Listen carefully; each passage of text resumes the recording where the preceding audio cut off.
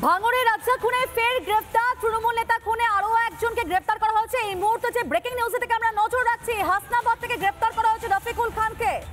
চাক মরিচ এলাকার বাসিন্দা হচ্ছে রফিকুল। ঘটনার পর থেকেই পলাতক ছিল রফিকুলকে গ্রেফতার করেছে কাশীপুর থানার পুলিশ। আর ভাঙড়ে তৃণমূল নেতা খুনে এই নিয়ে মোট গ্রেফতার 5। রাজ্জাকের সঙ্গে রফিকুলের দীর্ঘদিনের বিবাদ ছিল সূত্র মারফত যে খবর পাওয়া যাচ্ছে, এবং জমি সংক্রান্ত বিবাদ ছিল দুজনের মধ্যে। তার জেরেই কি খুন, এই খুন সংক্রান্ত বিষয় নিয়ে কিন্তু এই নিয়ে 5 জনকে মোট গ্রেফতার করা হয়েছে। এবং এরা প্রত্যেকে তৃণমূলের অর্থাৎ তৃণমূল নেতার রাজ্জাক খুনে কিন্তু তৃণমূলের যোগটা আরো বেশি স্পষ্ট হচ্ছে। যেখানে শওকত মোল্লা দাবি করছিলেন যে এর পেছনে আইএসএফ এর যোগ রয়েছে, আইএসএফ এর হাত রয়েছে, সেখানে দেখা যাচ্ছে তৃণমূলের যোগ আরো বেশি স্পষ্ট হচ্ছে। ভাঙড়ে রাজ্জাক খুনে ফের গ্রেফতার তৃণমূল নেতা খুনে ধৃত আরো এক। হাসনাবাদ থেকে এবার গ্রেফতার করা হয়েছে কাকে না রফিকুল খানকে। যে রফিকুল সঙ্গে রাজ্জাকের দীর্ঘদিনের বিবাদ ছিল সূত্র মারফত যে খবর পাচ্ছি আমরা, জমি সংক্রান্ত বিবাদ ছিল দুজনের মধ্যে। তাহলে কি সেটাই কারণ এই খুনের পেছনে?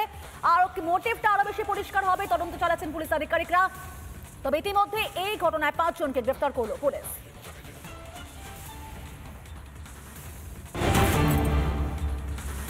এবার পুরুলিয়ার দিকে নজর রাখছি আমরা। পুরুলিয়ার প্রাথমিক স্বাস্থ্য কেন্দ্রের একেবারে বেহাল দশা। ছাদ থেকে চুইয়ে পড়ছে জল, ফার্মাসিস্ট বিভাগে ওষুধের রুমে পড়ছে জল। আর জল রুখতে সেখানে টাঙানো হয়েছে কি না ত্রিপল, রাখা হয়েছে বড় বড় বালতি। পুরুলিয়ার পুঞ্চা ব্লক প্রাথমিক স্বাস্থ্য কেন্দ্রের ঘটনা, সেখানকার ছবি দেখাচ্ছি আপনাদেরকে। আর জল পড়ে বহুমূল্য ওষুধ নষ্টের দাবি করছে বিজেপি। তো উপর থেকে জল পড়ছে তাই দিতে হয়েছে। তো আমরাকে যেভাবে হোক মানুষের পরিষেবা দিয়ে যেতে হবে, আমরা তো আর এটা পরিবর্তন করতে পারবো না। কি হচ্ছে, উপর থেকে জল পড়ছে, বিপজ্জনক অবস্থায় আমরা দীর্ঘদিন ধরে আছি। আমাদের ঊর্ধ্বতনকে জানিয়েছি, ত্রিপলটা তারপরেই ব্যবস্থা হয়েছে। এটা অনেক বছরেরই সমস্যা, ঠিক আছে। আমি যতদিন থেকে বিএমআই হয়েছি ততদিন থেকে সমস্যা, বর্ষা হলেই এরকম অবস্থা হয়। এবং তার জন্য বিভিন্ন সময় ঊর্ধ্বতন কর্তৃপক্ষ থেকে জানানো হয়েছে, এবং আমি যতটুকু পেরেছি তার মধ্যে ত্রিপলের ব্যবস্থা করে যাতে ওষুধগুলো যতটুকু বাঁচানো যায় ততটুকু। কিন্তু এবছর তো একটানা বৃষ্টি হচ্ছে, সত্যি আমাদের এই অ্যাডমিনিস্ট্রেটিভ বিল্ডিং এর প্রত্যেকটা সেই রুমের অবস্থা খুব খারাপ। এর জন্য বিভিন্ন সময় শর্ট সার্কিটও হয়েছে, কম্পিউটার গুলো খারাপ হয়ে যাচ্ছে। ছাদ তো ভেঙে আমার দ্বারা করা সম্ভব না, আমি যা পলিথিন দিয়ে ঢেকে রেখে যা করতে পারি সেটুকু করেছি। দেখুন, স্বাস্থ্যের সাথে বরাবর পশ্চিমবঙ্গ সরকার একটা সমঝোতা করে আসছে। মানুষের জীবন নিয়ে চিনিমিনি খেলা চলছে। এভাবে ছাদের নিচে পিপল টাঙ্গিয়ে যেভাবে কাজ চলছে আমরা যেটা দেখতে পাচ্ছি, ওষুধ যে নষ্ট হচ্ছে সেটাও নয়। আমরা অনেক ক্ষেত্রে দেখেছি এই ওষুধ ঘুরপথে বিক্রি হয়ে যায়, বা এখান থেকে একটা বিরাট কাটমানির ব্যবস্থা এরা পায়। যে খাবার রোগীদেরকে দেওয়া হয় সেই মান নিয়েও বরাবর অভিযোগ উঠে আসছে। এবং এটা নতুন কিছু নয়, এই সরকার যবে থেকে এসছে স্বাস্থ্য পরিকাঠামো একদম ভেঙে পড়েছে। পুঞ্চা ব্লক প্রাথমিক স্বাস্থ্য কেন্দ্র, যে স্বাস্থ্য কেন্দ্রের জরাজীর্ণ অবস্থা থাকার কারণে একেবারে যেখানে মেডিসিন রাখা হয়েছে সেই জায়গাতে জল পড়ছে। এভাবেই যেমন বালতি দেওয়া রয়েছে, অন্যদিকে একেবারে ছাদের নিচে দেওয়া রয়েছে সরকারি ত্রিপল। কারণ ওষুধ বাঁচাতে হবে এবং রোগীকে দিতে হবে ওষুধ, এমনটাই কিন্তু দাবি করছেন এখানের ফার্মাসিস্ট।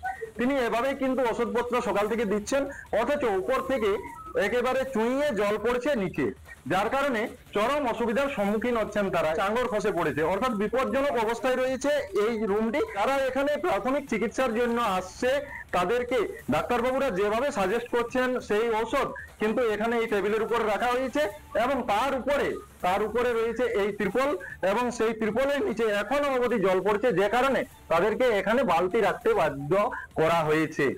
এই বিষয়টি নিয়ে সেরকম ভাবে কোনো হেলদোল দেখা যায়নি, বা সমস্যা সমাধানের কোনো গ্রুপ আশ্বাস অবধি এখনো অবধি পায়নি। অর্থাৎ ত্রিপলের তলায় এভাবেই তাদেরকে কিন্তু পরিষেবা দিতে হচ্ছে সাধারণ মানুষের। জরাজীর্ণ যে অবস্থা, সেই অবস্থা আমরা বারবার রিপাবলিক বাংলার ক্যামেরায় তুলে ধরেছি। এ রাজ্যে স্বাস্থ্য ব্যবস্থার এই বেহাল দশা কবে কাটবে তা নিয়ে একাধিক প্রশ্ন উঠছে পুঞ্চা ব্লক প্রাথমিক স্বাস্থ্য কেন্দ্র থেকে।